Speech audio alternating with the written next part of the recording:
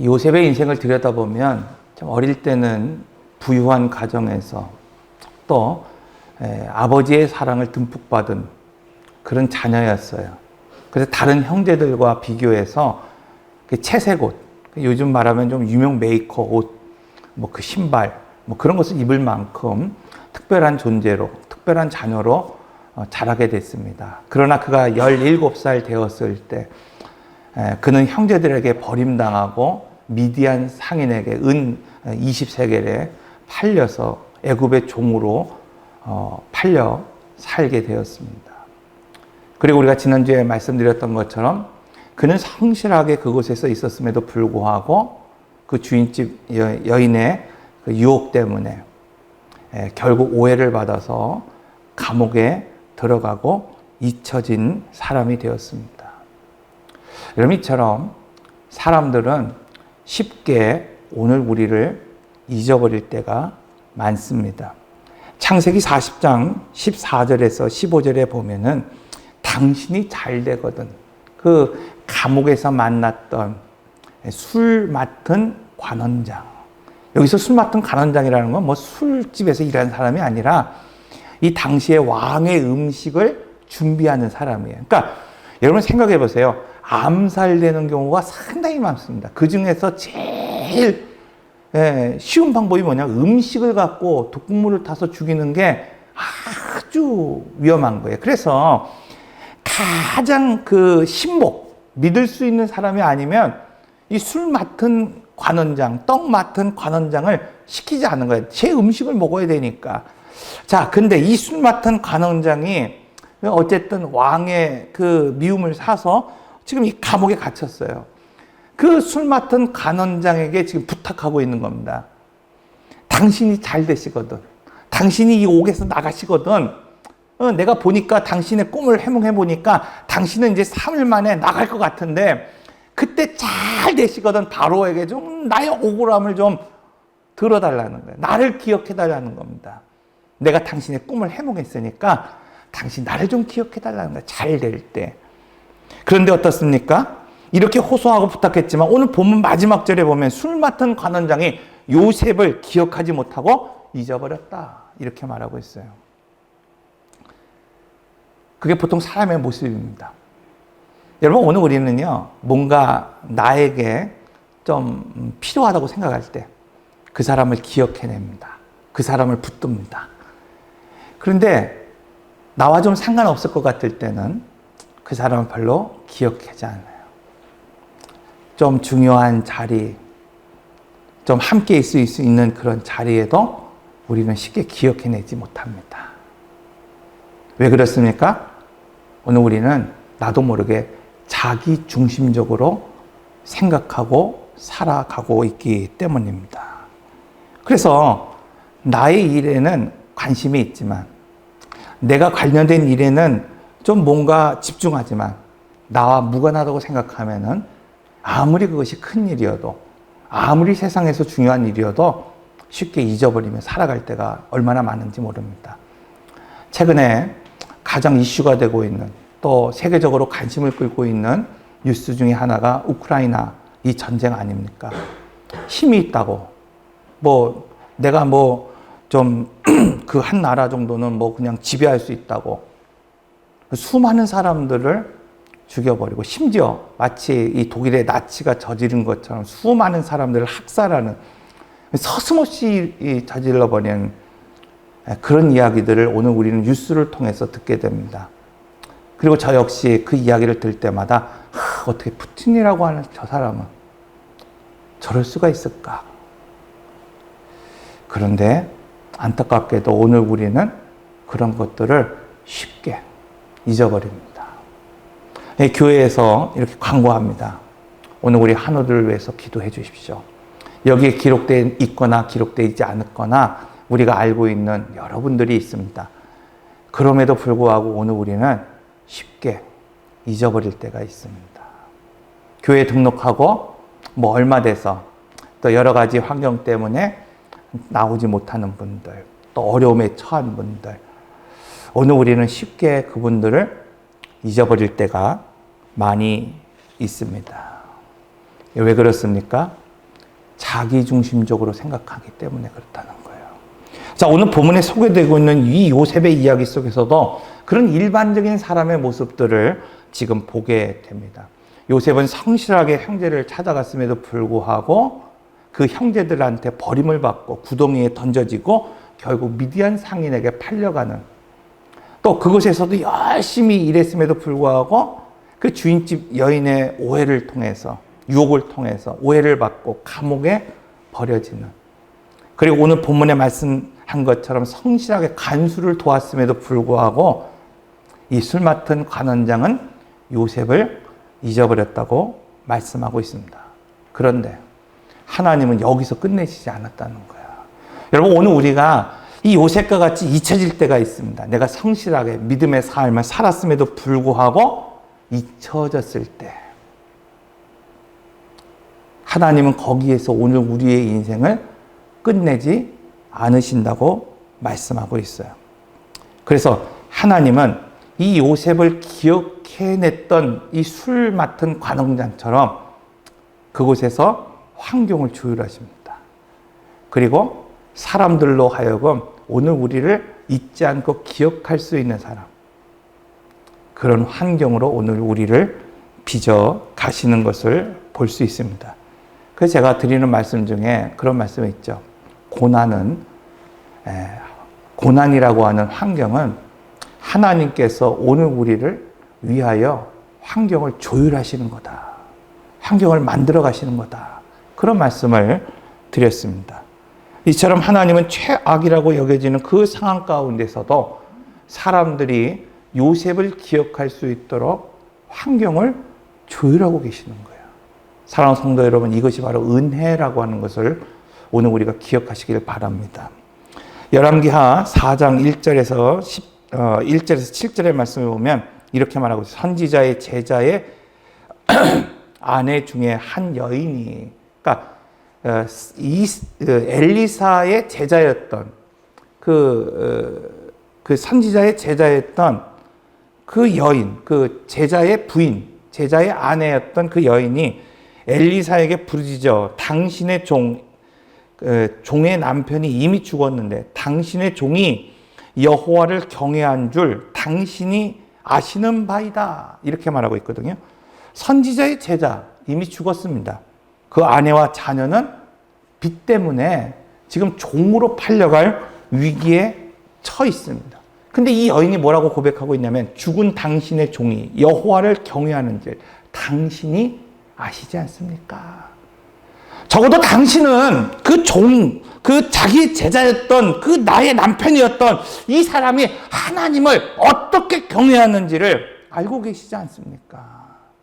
사랑하는 성도 여러분, 오늘 우리가 이 선지자의 제자와 같이 또는 그 제자의 아내였던 그 여인과 같이 하나님을 오늘 우리가 경외한다 하더라도 어려움에 빠질 때가 있다는 거예요. 요셉과 같이 성실하게 살았고 요셉과 같이 하나님을 경외하는 삶을 살았음에도 불구하고 이처럼 잊혀질 때가 분명히 있습니다. 그런데 중요한 것이 있어요. 그것은 무엇인가 하면은 하나님께서 환경을 조율하시고 사람이 기억할 수 있는 환경으로 만들어 가신다는 겁니다.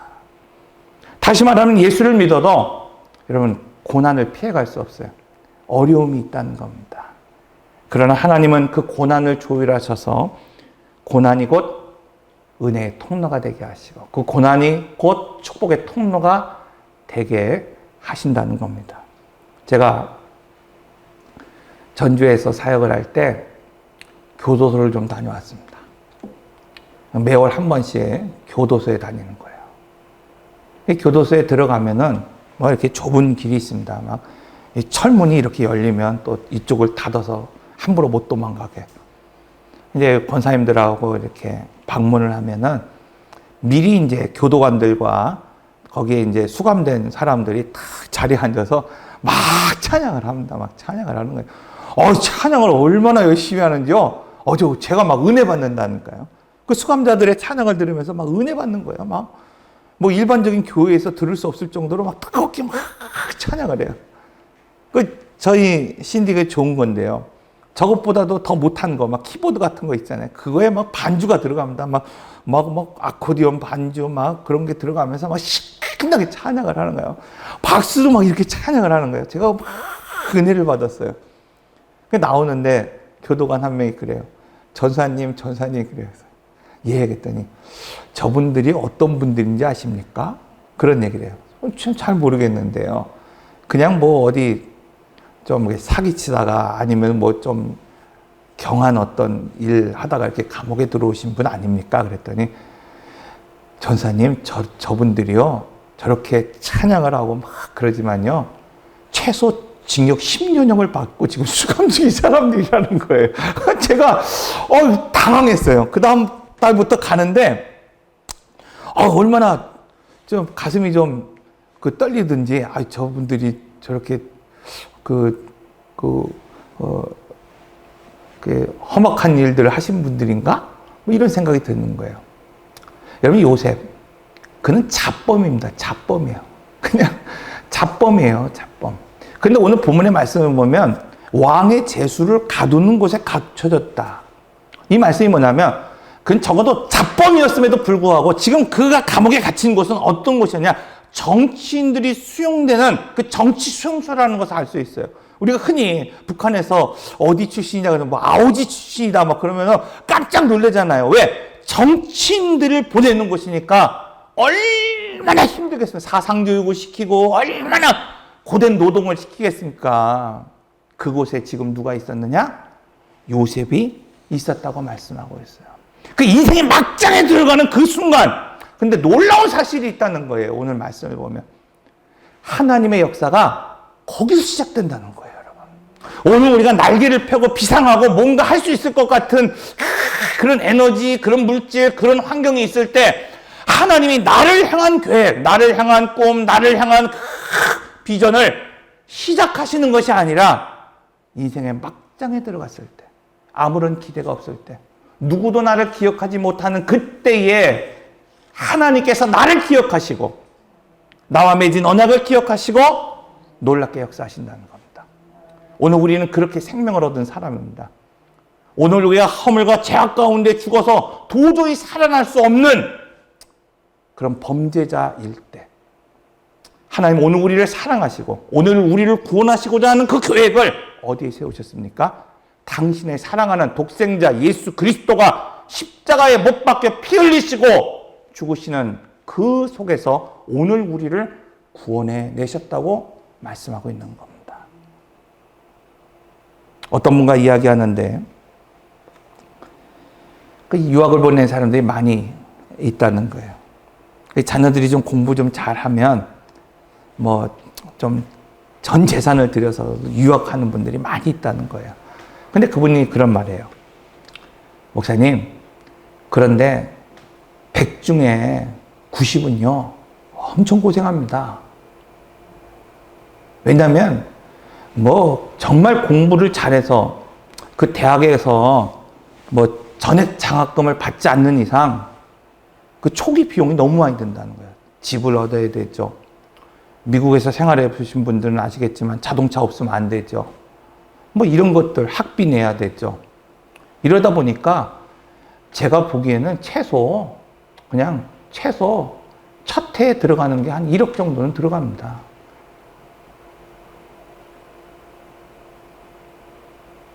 근데 왜 그렇게 유학을 보내려고 그럴까요? 제가 그랬더니 그분이 그래요. 뭐 저는 어렸을 때 유학을 가서 거의 대학 생활도 해보고 했지만 이렇게 어렵긴 하지만 한 가지는 유익한 게 있다는 거예요. 뭐가 유익합니까? 그랬더니 인맥이요. 그래요. 인맥이라는 거예요. 목사님 생각해 보십시오. 제가 만약에 서울에서 정말 우리가 알고 있는 뭐 스카이 이런 대학에 다녔다고 하더라도 우리나라에서 전계에 유명한 뭐 현대가의 사람, 뭐 LG가의 사람, 정치에 유력한 그 자녀들과 내가 한 스쿨에서, 한 클럽에서 활동할 수 있었겠습니까? 근데 거긴 다르다는 거예요. 적어도 현대가의 말만 하면 알 수 있는 그 사람들이 동창입니다. 인맥입니다. 그런 얘기를 해요. 공감했어요. 여러분 생각해 보십시오. 오늘 본문에서 요셉은 누구라고 고백하고 있습니까? 자기는 히브리인 중에 한 사람이다. 그러니까 본토 사람이 아니라는 거예요. 예를 들면 미국의 시민권자가 아니라는 거예요. 난 이방인입니다. 나는 그냥 온 사람입니다. 뿐만 아니라 애굽의 종이었다는 거예요. 여러분 미국에 그냥 노동하러 간 사람도 힘든데 종이었어요. 감옥에 들어갔어요. 이 사람이 이런 당시에 정말 훌륭한 그런 그 어떤 지도자를 만날 수 있는 확률, 교제할 수 있는 확률, 알 수 있는 인맥, 여러분 그건 제로예요. 제로. 없습니다. 그런데 오늘 본문의 말씀을 보면 요셉이 비록 누명의 감옥에 들어가서 고난을 당했지만 그것은 왕의 제수, 정치인 수용소였고 그것을 통해서 술 맡은 관원장을 만날 수 있게 하셨다고 말씀하고 있어요. 어느 날 두 신하가 꿈을 꾸었습니다. 요셉은 그들의 꿈을 명쾌하게 해석해 주었습니다. 그리고 요셉이 말한 대로 이루어졌습니다. 여러분 이야기를 들을 때 오늘 우리는 그냥 흔히 생각하는 꿈을 해몽하는 정도로 생각할 때가 있어요. 예전에 제가 꿈을 꾸는데 좋은 꿈인 것 같아요. 그랬더니 어떤 분이 그런 얘기를 해요. 저 꿈을 좀 하나 사겠다는 거예요. 10,000원 주면서 막 산대요. 안 팔았죠. 우리는 꿈 해몽하면 그렇게 생각할 때가 있다는 거예요. 좋은 꿈. 우리 부모님이나 우리 조상들로부터 내려왔던 좋은 꿈이라고 하는 것들이 있어요. 뭐 돼지 꿈을 꾸면 좋다. 무슨 꿈을 꾸면 좋다.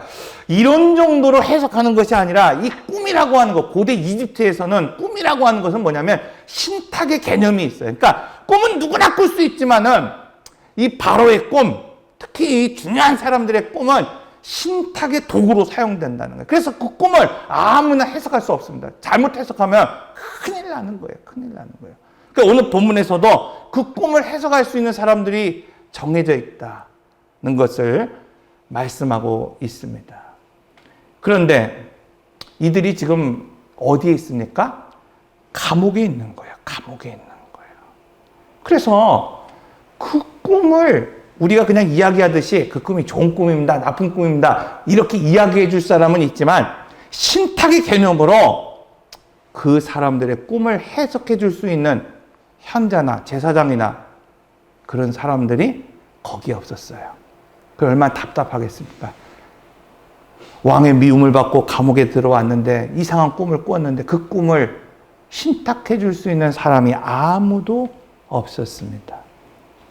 그래서 요셉이 지금 갇힌 감옥에서 꿈을 해석하는 이 사건은 그냥 우리가 동네에서 어떤 사람들 만나서 꿈을 해석하는 정도의 이야기가 아니라 당시에 이 애굽의 점성가, 점술가 혹은 현자들만이 해석할 수 있는 그런 어떤 그런 위치에 있는 사람임에도 불구하고 이방의 노예였던 이 히브리인 요셉이 해석할 수 있는, 또 요셉이 말한 것처럼 만군의 여호와 하나님께서 그 꿈을 해석할 수 있는 사실이라는 것을 말씀하고 있는 겁니다.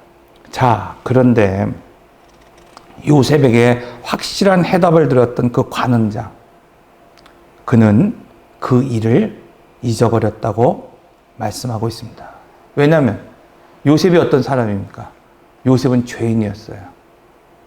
요셉은 옥에 갇힌 사람이었습니다.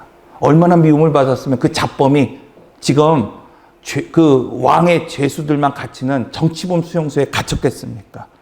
그러니까 요셉이 얼마나 현명한 사람인지 알고 있어도 쉽게 바로 앞에 소개해 줄 수 없는 겁니다. 여러분, 그래서 오늘 우리는 누군가가 나를 기억한다 하더라도, 누군가를 오늘 우리가 기억해낸다 하더라도 추천해 줄 수도 없고 혹은 소개해 줄 수 없을 때가 분명히 있습니다. 그런데 하나님은 이런 환경도 바꿔버리신다고 말씀하고 있습니다. 만 2년 후에 바로가 꿈을 꾸는데 이 꿈을 이집트에서 해석할 사람이 아무도 없었다는 거예요. 그 꿈이 좋은 꿈입니다. 나쁜 꿈입니다. 이런 문제가 아니라 신탁의 개념으로 그 꿈을 해석할 사람이 아무도 없었습니다. 우리가 읽은 본문 다음 장에 보면 창세기 41장 1절 말씀입니다. 만 2년 후에 바로가 꿈을 꾼즉 자기가 나일강에 서 있는데 8절 아침에 그의 마음이 번민하여 고민이 되는 거야. 이 꿈이 뭐지? 사람들을 보내어 애굽의 점술가와 현인들, 이 꿈을 해석할 수 있는 사람들이에요. 모두 불러 그들에게 그의 꿈을 말하였으나 그것을 바로에게 해석하는 자가 없더라.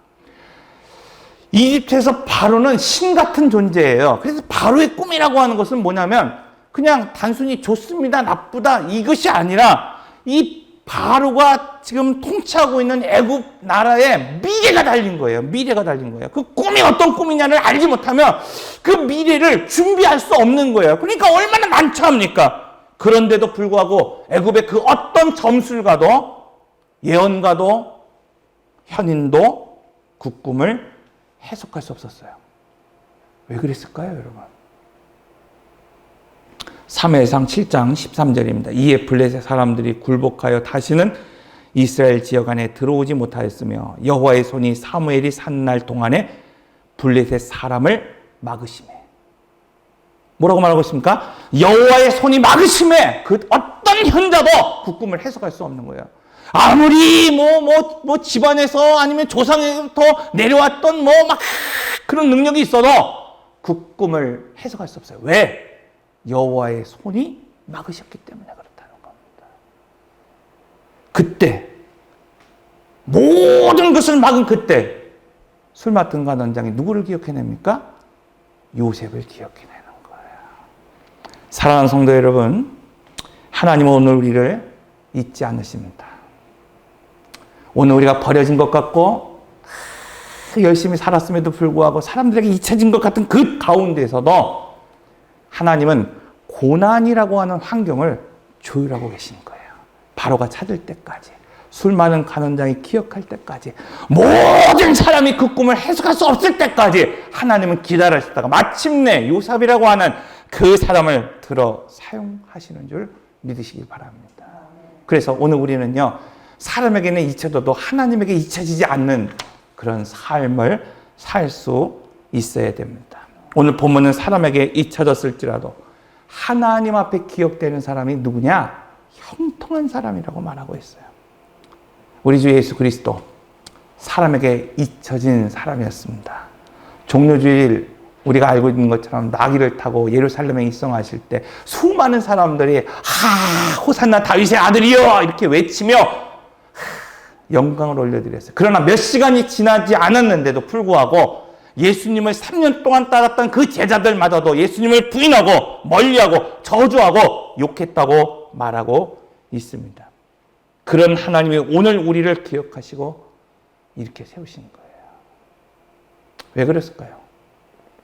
죽었기 때문에, 십자가에 달렸기 때문에, 고난받기 때문에 오늘 우리를 기억하시고 오늘 우리를 구원하신 것이 아니라는 거예요.